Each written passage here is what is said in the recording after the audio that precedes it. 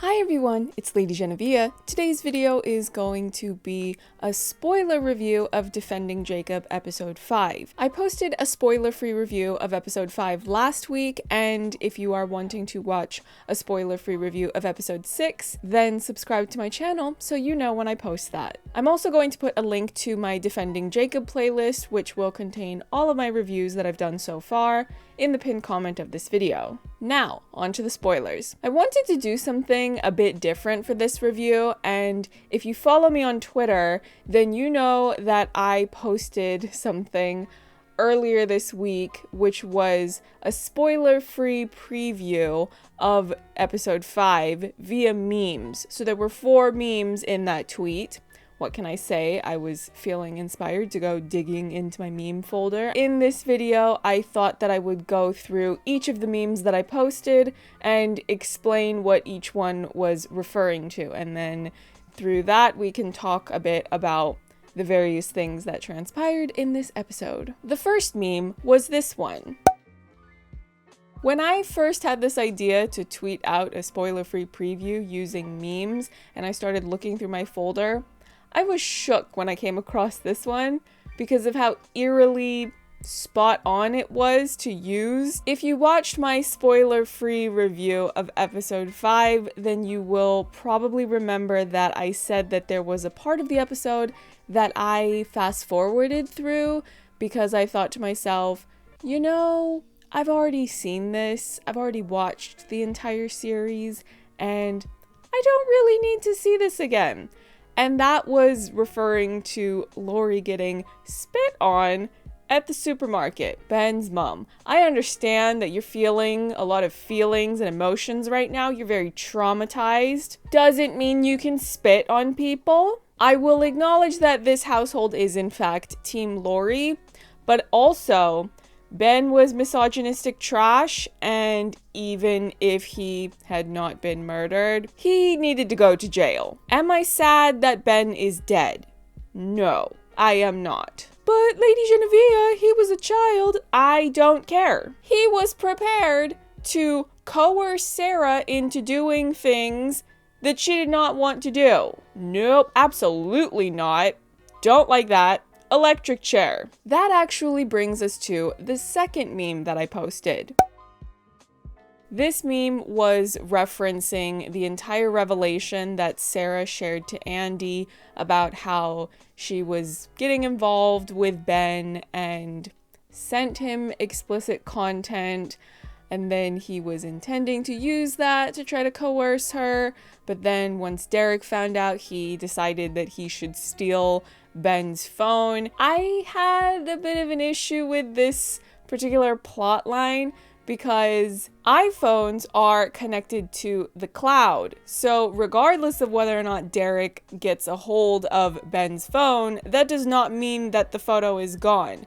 Not to mention that based on the context clues of who Ben has been revealed to be, I would wager that Ben has already been sending that picture around to other friends of his. Creeps do not keep their explicit photos to themselves. Another reason why this storyline bothered me is because Find My Phone is a thing. Presumably, if he's got other devices, which he probably does, since this seems to be a pretty affluent suburb if we're talking about socioeconomic status. I just don't think that the stealing phone plotline works for the way technology exists now. If you had done this maybe 10 years ago, perhaps, but it's not 10 years ago. Sidebar before we move on to the next meme. The scene that I was referring to that had all of the blue was of course the graduation / memorial at the school. We saw that giant blue curtain, all those blue balloons in the balloon arches, and all those extras in the gymnasium wearing blue. The creatives were clearly trying to drill it into the audience that it's a very sad occasion and that we're supposed to feel very sad that Ben is dead. Do I look sad? Because I'm not sad. The only time I'm sad is when Lori is feeling distressed over the realization that every day she's waking up surrounded by men who do nothing but lie to her. Meme number 3. Lori went to meet Dr. Vogel because she has no one else to talk to. That's really sad, and we are going to talk a bit more about that. But first, the matter of the meme. She shared this revelation of sorts, or this memory that resurfaced of an incident when Jacob was 5 and he tried to murder another child at a bowling alley. First of all, Jacob, how dare you desecrate the sanctity of bowling alleys? I'll have you know that bowling alleys are sacred because the iconic musical number Score Tonight from Grease 2 took place in a bowling alley. Lorna Luft in those gold trousers, Adrian Zmed hitting that high note, but wow, what a moment. Hey, Paulette, you gotta put your fingers in the holes. I'm not breaking my nails.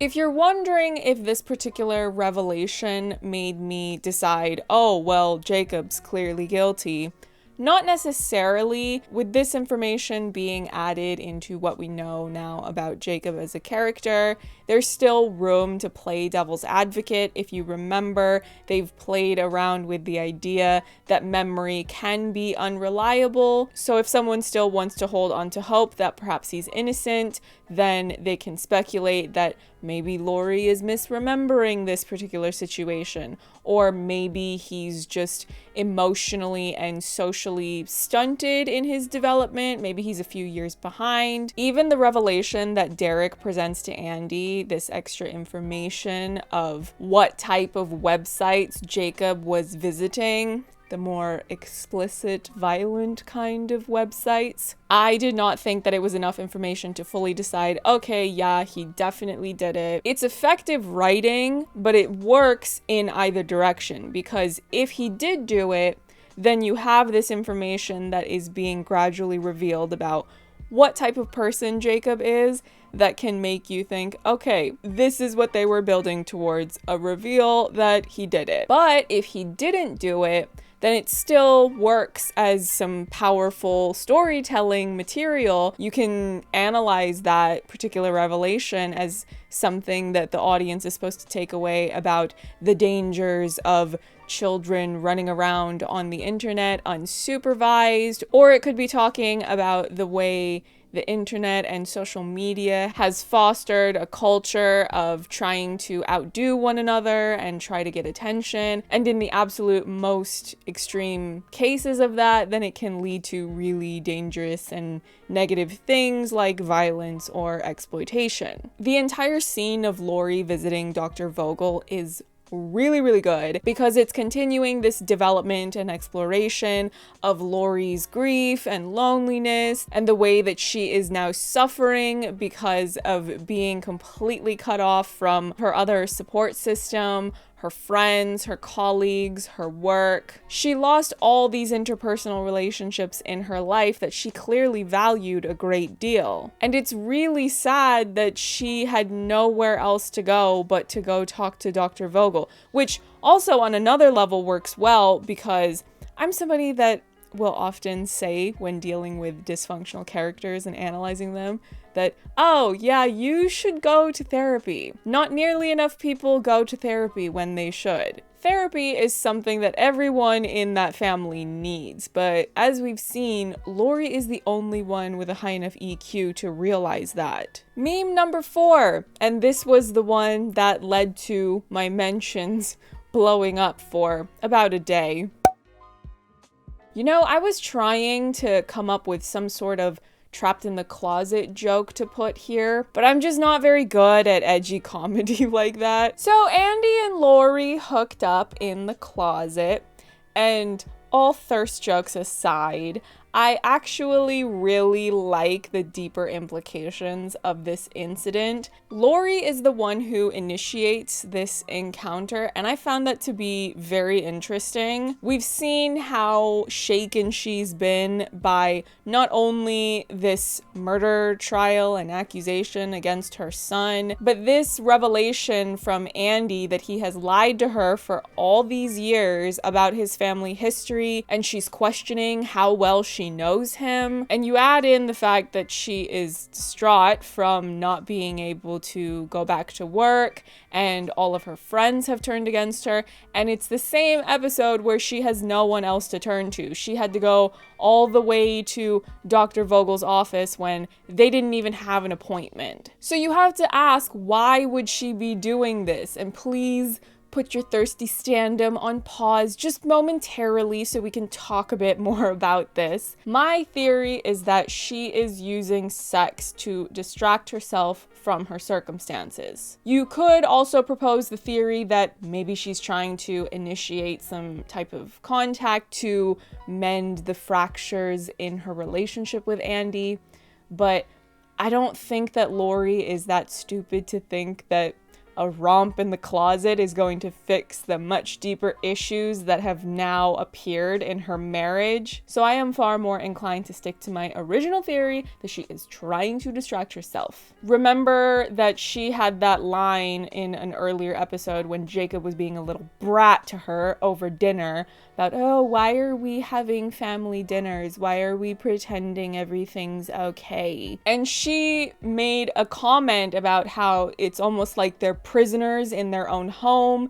and the only time that they're really going out is to sneak out in the wee hours of the morning to try to run some errands. She's lost so much, she's under an enormous amount of stress. Therefore, she wants to take her mind off of all of that, even if it's only for a little while. Okay, so we already covered how Ben belongs in the electric chair, and I'm gonna go ahead and add on to that Jacob can also get thrown under the jail for all I care. Because Jacob's response to finding out everything that Sarah was going through was not to have empathy for how she was blackmailed and violated by the future president of the men's rights activists. Instead, Jacob made it all about himself. Oh, well, she just felt sorry for me, and that's why she wanted to hang out with me. Yeah, you're right, Jacob. Sarah was following her conscience and her heart, and that's why she's a terrible person. And when she reaches out to him again, after sharing